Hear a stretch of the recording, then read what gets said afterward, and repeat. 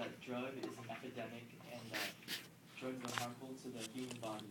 But there's no way that you can stop the epidemic all at once.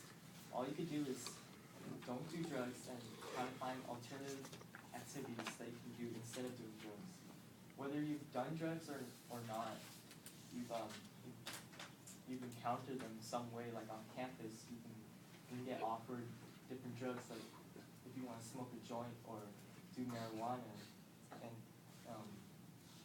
that would be bad because actually you can do that because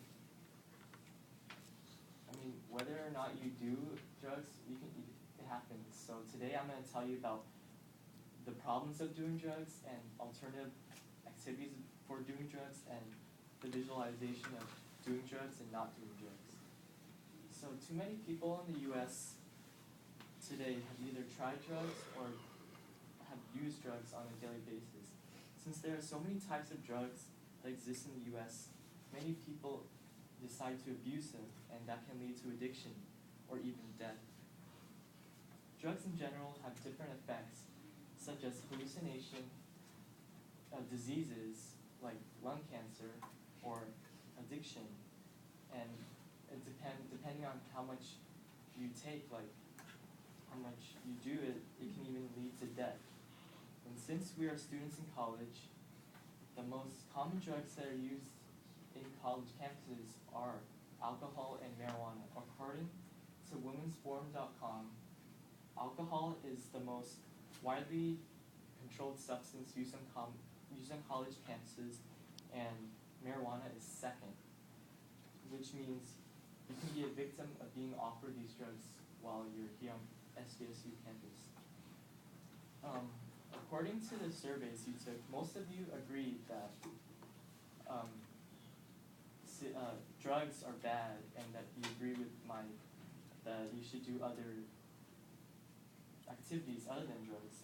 But some of you stated that marijuana isn't that bad of a drug, and I agree to some extent because it doesn't cause a serious effect as cocaine or meth would, but according to Drugs Information for Teens, if you smoke marijuana, it triggers a chemical in your brain called dopamine, and that makes you feel good, but only for a short period of time. And once that sensation is over, you want to do more marijuana, and if you do more, that can lead to addiction, and that wouldn't be good.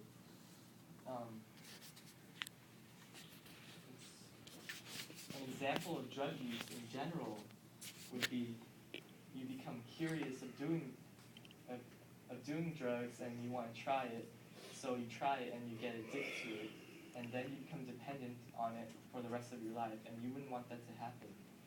Many of the drug users here, in America, start somewhere in their lifetime, and most of them start at a young age.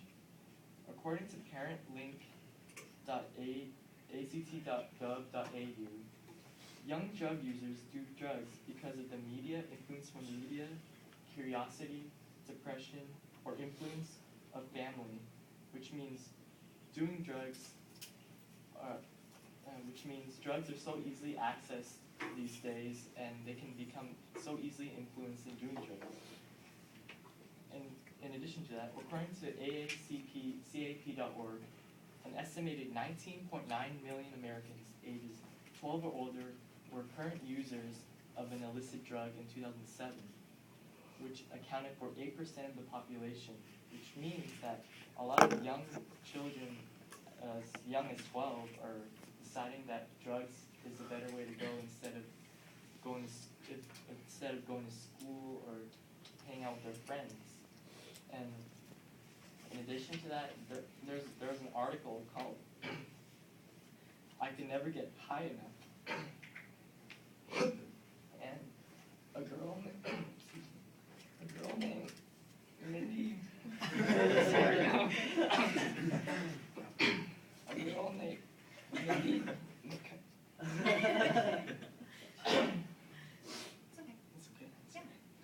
A girl named Mindy McCannell started doing drugs at a young age of 15, and she was a rebellious girl, so she went to parties and stuff, and she was offered it. So she was offered meth, so she was so curious in doing it, and she decided to do it, and after that she became hooked on it, and she got so hooked that she didn't even sleep because she did meth for like a lot of days in a row, and with that she became pregnant, and her life just went downhill from there. But then she got help at a drug and alcohol assessment program, and she became better, and now she's doing well. But you can see how drugs can definitely affect your life if you do it at a young age, because it can mess up your teenage years.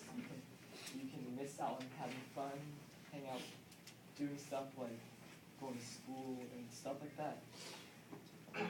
Now that I've told you about the problems of doing drugs, I'm going to tell you about the alternative activities they can do. Some activities that you can do is playing sports, going out with friends, getting an education, or any activity that will benefit your life other than just sitting around and smoking or doing cocaine. That it's only a temporary effect on you, where it's not as like a long run for the rest of your life. Most of the time, drug users do drugs because they want to escape from hard times in life. But but if you want to escape from hard times in life, you can go to a counselor or talk to someone instead of trying to do drugs just to make you feel better, make you feel like you escaped.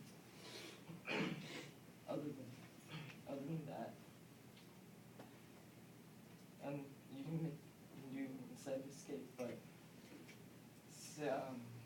since you do drugs, since people do drugs, and since the effects are like adrenaline rush or it makes you feel good, you can play sports or do exercise, and that can make you have the same effects as drugs, but less harmful.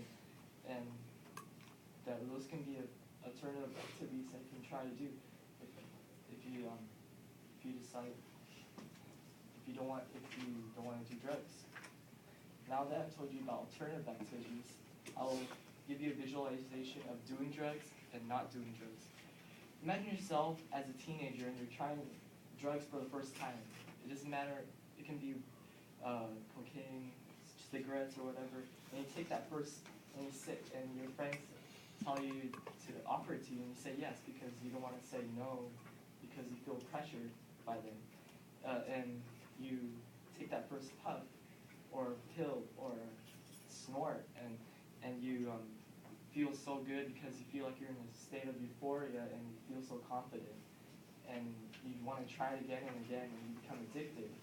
But later on, you can feel like